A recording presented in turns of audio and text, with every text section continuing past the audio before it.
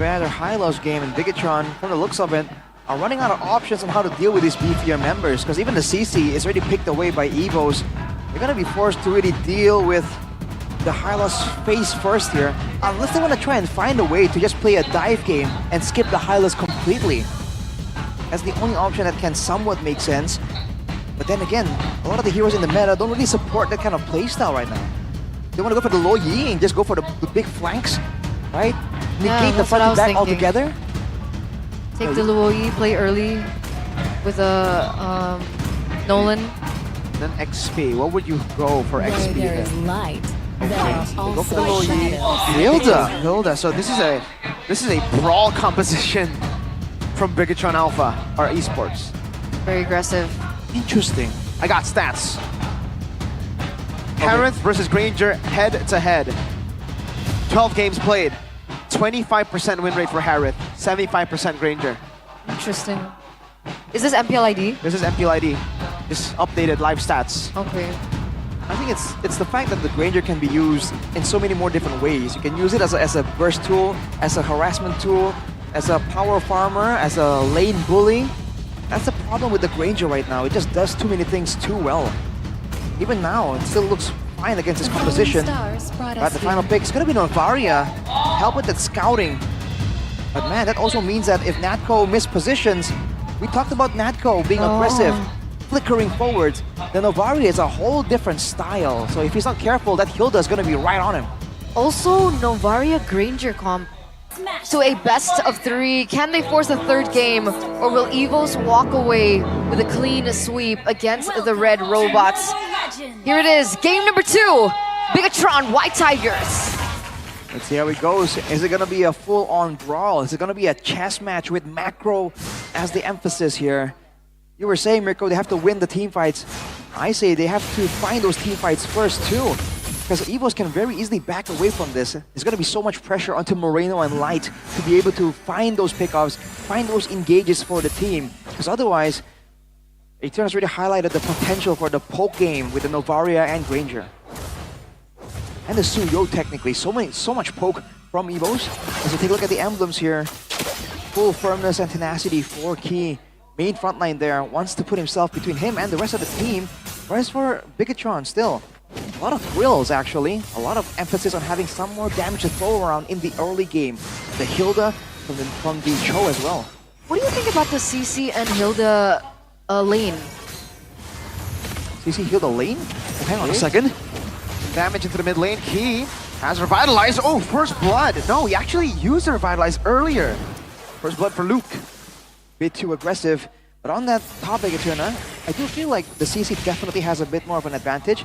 But generally, the laner with sustain can at least stay in the lane. Can at least have, have some farm. Not get bullied out of the lane completely. I think that's also why they ban away the Uranus. With the changes to the CC, you can't really win the lane as a Uranus, but you can at least stick around and stay relevant. So does Luke clear faster in the lane? Is that why he's always rotating quicker, or is that just not part of the gameplay a CC has? I feel like for the early game, the Hilda will be able to clear faster due to the spammable nature of the spells and the AoE nature of her skills as well. But as the game goes on, the base damage is going to fall off. And that's where Reggie, in theory, should be able to clear faster. Okay, we're actually seeing that kind of represent into what we're seeing right now. Both teams are starting to posture for the first neutral objective of the game. Annabelle is actually level 6 right now, and he seems to be the first one onto the turtle. Great kick! And a follow-up instantly from Bigetron Esports. Red tree on the turtle. Light on a signature pick. Albert still trying to go in. Light trying to go for the Jikundo, but Albert will respect it. That's the scary part about running the CC, especially without the Vengeance. But look at this diversion play. Oh, Key gets caught in it! Wow, what a diversion! And Annabelle picks up a kill too. Surprise, surprise, immediately. Key saw them, went away from the area, only to run into them yet again. That's a great read, but look at Erlan. Able to get out for now, but he's going to get Zono out of his turret. There's going to be a lot of gold for Eman to collect. Yeah, that's also a lot of gold taken away from Erlan. Light, again, posturing in. I think Erlan still wants to get into the vicinity. And Mon, do they want to commit to this? Mon is low. But he will be able to escape with his Zaman Force. Doesn't have to burn the Flicker. All right, and for the moment, it seems like Bigetron is still leading. Oh, wait, Oy. Erlan going back in? No, only just to clear. Okay, 2,000 gold lead, though, for the red robots. What do you think about how this is going so far? Is this what you predicted for the early stage of the game? I thought Evos would do a better job avoiding some of these fights, but in theory, this is where Bigetron needs to be as active as possible, right? They want to try and use that choke pressure, that the playmaking, and the strong early game of the Hilda as well to try and negate a lot of the plans of Evos. As the game goes on, though, I mean, they also will have the benefit of having that diversion and really seeing it get put to good use by Bigetron. So Evos, I feel like it starts in the laning phase. The moment the lanes kind of stabilize and it can clear faster and be around faster, they're going to be able to find space to actually do something. Yeah, Reggie with a Flicker down below. And Annabelle on this Nolan, though again, it looked kind of odd, right? Because we don't usually see Nolan. I think this is the first Nolan game in MPLID. It does fit his playstyle a bit more, right? Like, you don't need to be too active. You can just constantly look for angles to farm, to invade, and to win out in the level department before you even fight. It's more Annabelle. It's more characteristic to Annabelle. And with Annabelle actually a level ahead, it should be them being able to win the red tree battle despite Evos kind of posturing for the neutral objective first. Evos are just on the watch for light potentially, but they get spotted now. That's going to be the turtle pick up. Wait, the Dragon and Flicker combo key disintegrated. Annabelle with the fracture claims the kill. 4-0 currently, with another turtle going their hands. Diversion play. Oh no, Albert, he's right on top of it! Albert with the Soul Sever gets knocked out by the Jukun Go! And Luke picks up the kill. Now Erlan forced back. Luke is just tanking up those hits. They want to put pressure on Erlan to take that turret up top. This is the pickup potential that the composition from Bigetron Alpha really offered. Bigetron Esports offered. Annabelle being able to put in the burst. We have Moreno doing the diversion plays, and they're finally being able to work with it. Iman initially very pressured into the gold lane, now has a lot more space. Light goes back in. Just the kick is stunned up though. Now Erlan able to dash away. Key, Zaman force down as Zaman pops in his Zaman force and does enough damage. Key very low, Synchro Vision. No, doesn't get it. Iman flickers. Moreno gets the kill with Dispersion, but now gets caught low. Flickers back to Iman. The shot not connecting. Very, very close. Ooh, back and forth from both teams. Bigetron with the pressure play, with the dive there. It's a great play, and you're using this pressure from all the lanes so well. A lot of these plays aren't even made on the back of their jungler. Talk about the trio mid rotating around. It's mainly just a light along with either Annabelle or, if he's not available, Moreno alone. The two of them can make those value rotations themselves. Which is why I felt like the Luoyi pick was very valuable for not just Bigetron, but also for Evos. It's a wonder why they didn't prioritize it sooner in the drafts. And we're finally seeing what the Luoyi can do. And this is no ordinary Luoyi as well. This is Moreno on the Luoyi. He's been utilizing this hero since last season. His light goes back in, actually. Gets stunned up. This could be the first kill for Evos, and it does become the first kill. Diversion away to keep them out. Annabelle is looking for a possible kill. Oh, Albert used the Blade Surge already! 1 HP! Oh, lethal ignition! Cool guys, don't look at explosions. And it's an assassination from Annabelle. That was beautifully done. He's sitting now at 0-0, Annabelle at 3-0-2, and he picks up the objective as well. That's a perfect turtle for the White Tigers. The clean execution from Annabelle as well there. I mean, to calculate the damage down to a T, even if he wasn't able to actually secure the kill, he can't stick around anyways, but that just looks so cool as Annabelle strikes back. But a 6k gold lead now, Bigetron, they're the ones dictating the pace. Evos is struggling to find anything. Yeah, putting in a lot of resources on the Hilda, and that's exactly what they want here. Purple buff, I believe, stolen as well. 3-level lead now for Annabelle against Albert. It's not looking good for Evos whatsoever. If this drags into the late game, do Evos have the composition to fight back? They have damage. They will be able to scale better. Well, I mean, at least scale evenly. But they also have to deal with the diversion. That's such a big X factor that kind of negates the usual compositions, because you never know, right? Even if you have the best composition, if you have no idea where the fight's gonna begin, That was then you don't only, really know. Wow, that, burst, burst, Raji. Sorry to cut you off there. That burst was only skill 1 and passive. Yep. The Nolan damage when he's ahead definitely is nothing to underestimate. But Bigetron, they're just playing this pressure game so well. Light is so active along with Luke, both of them just taking some shots, regenning it, tanking through it, and getting into the jungle, threatening the members of Evos. And with the front lane being key, slowly and surely getting squishier and squishier in the face of all the damage coming in from Bigetron, Evos are slowly and surely gonna be forced to concede all the control they have, even in their own jungle. Absolutely. I mean, Albert's still at level 10 compared to Annabelle at level 15. Because at some point, usually when we see a team behind, there's a certain point where there's equilibrium, but when will that equilibrium hit? Diversion? Oh my lord! Jeet Kune Do into the kill, and man, on top of the Moreno! They're disappearing in front of BTR! Wow, Erlan and Reggie, the two side laners taken down again. Moreno pops into dispersion, this time onto the tank!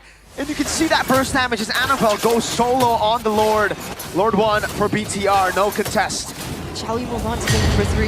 Is this the end? Oof. I mean, it's looking like it. Even if Evos want to scale up, get some damage in, they can clear with Natco and Erlan. But Bigetron has so many more options available, and the Lord right now isn't very easily dealt with. But an 11k gold lead for Bigetron? I don't think we've seen a game go so differently from game 1 to game 2, man. It's just such a different look. Absolutely. This is what happens when Light gets a comfortable hero. This is what happens when Annabelle gets a hero he's comfortable with. Moreno too. Despite the Harith and Granger topic right now, Eman is leading 3 levels above of Doma. So that is something that we need to look forward to. This Lord is going to be pushing to the mid lane. Let's see if Evos can defend. See in the mid lane, the Lord will be able to march in. Damage from Moreno to poke Luke, soaking in a bit of damage as well. Light trying to zone them away as in the bottom lane. Albert will be able to deal with the wave. Another shot into the turret, mid lane base turret cracked with the first Lord. Eman popping his bond, forces Reggie. Gets the curtain call on him. But it will not stop them from pushing in. Another wave in the mid lane dealt with by Evos. But there are 2 more waves, down below and up top. I don't think they have enough damage to even take down the backline right now. Look at that damage on Taki. Yeah. Dispersion rotation. Oh! Almost another Erlan forced to flicker out of the magic burst. So much damage so quickly. Albert's trying to scout a bit more, but at any point, Light could be lurking in the shadows, looking for a chance to go. But if you focus too much on Light, Annabelle can take you out before you even notice. Now Bigetron, they have all the control. They're still trying to siege around for this turret, but oof, better be careful. They gotta respect that high ground. Evos still have very good clear. Novaria, Granger obviously, but you know, Suyo, surprisingly, Suyo actually does clear waves really quick too. Can poke, can go from a range, and that AoE, Soul Sever. So essentially Evos still have a chance. Yes, they do. It's not impossible for them to come back, but it's a 12.4k gold lead for BTR. And I mean, technically their composition doesn't have as many tools to create that comeback. Really not a big amount of playmaking tools. Yeah. It's always relying more on just being able to sustain in the front line and dealing damage and spotting out Bigetron from far away. But when they're this far behind, I mean, look at the items here. Only a glowing wand for the Novaria, only the Malefic Roar for the Granger as well. Now there's gonna be the Sea Halberd, but overall these are all sources of damage that can be tanked up by Light and by Luke, especially Luke on that Hilda, man. Just takes the initial hit. He has a Twilight armor as well that's gonna lower the amount of that single instant burst, and he just walks into the bushes and heals back up. Luke is definitely a problem.